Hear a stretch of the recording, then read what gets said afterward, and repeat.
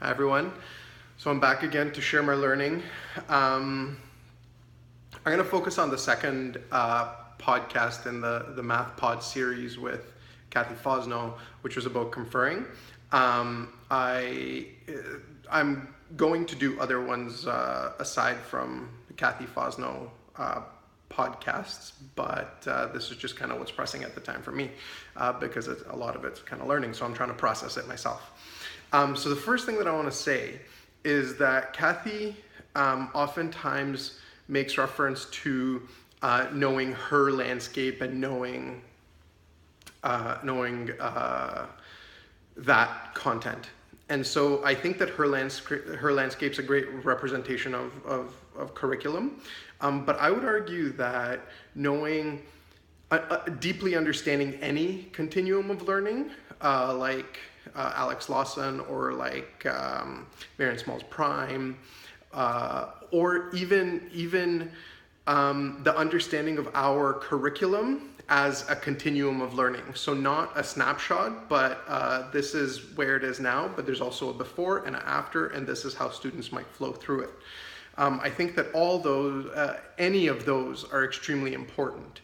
And without that, when we're conferring with students, Cathy argues, and I agree, that we're looking for the students to be on the right track versus being able to see the track that the students are on and being able to press them.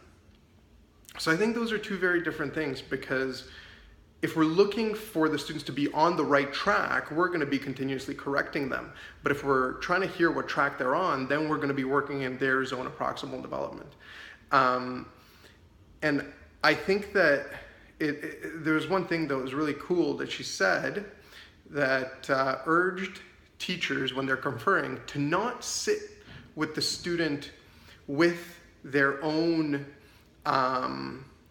strategy in mind, but to really try to convince that kid that you need help with solving that math problem. And then we're listening for their strategies and we're trying to help them out using their strategies. And I really like the way that it came out in the podcast, that then teachers can start to see themselves as math mentors in trying to improve the students' learning in their zone of proximal development using their understanding versus even being a facilitator. And so one other piece that came out of it for me was this next piece really comes down to growth mindset in action for me.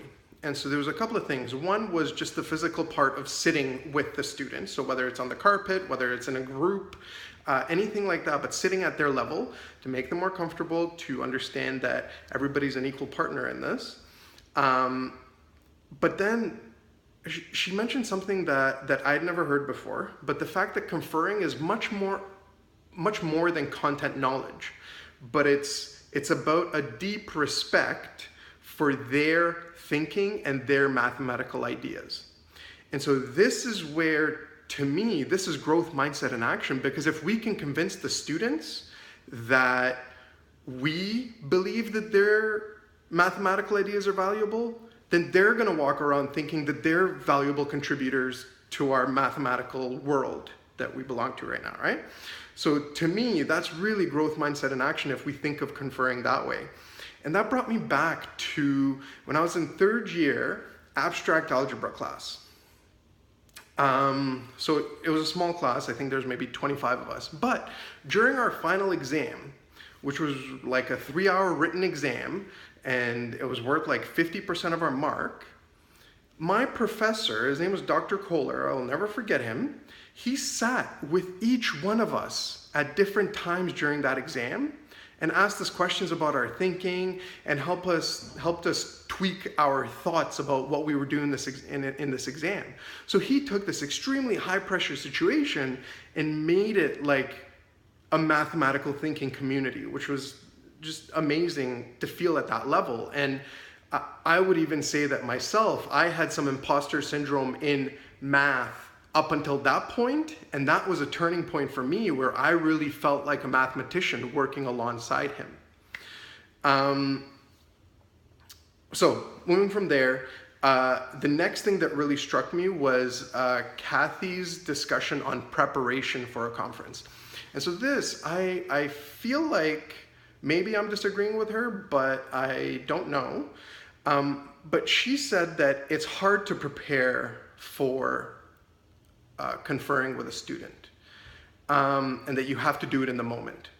And I would say that thinking about Peggy Smith's 5 practices for orchestrating purposeful mathematical discussion, I'll put the link in my blog. Her process of anticipation is extremely important. And so if we can anticipate what our students might say, I think that it helps us structure those conversations. And helps us better prepare our content knowledge for what our students might say. And I would say if we don't feel like we know how to anticipate well, then we need to look at further deepening our content knowledge, whether it's around a landscape or around a certain continuum.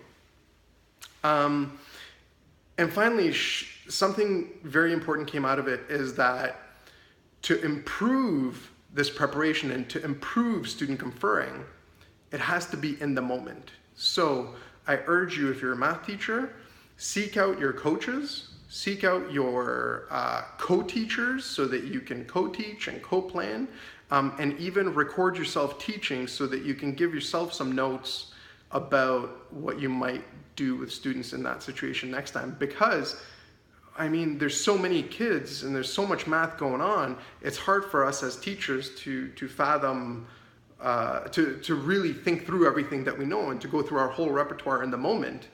But if we're continuously working with others to kind of improve that process in ourselves, we're going to be better for our kids. Okay, so those are my thoughts for right now, and I'll see you guys next time.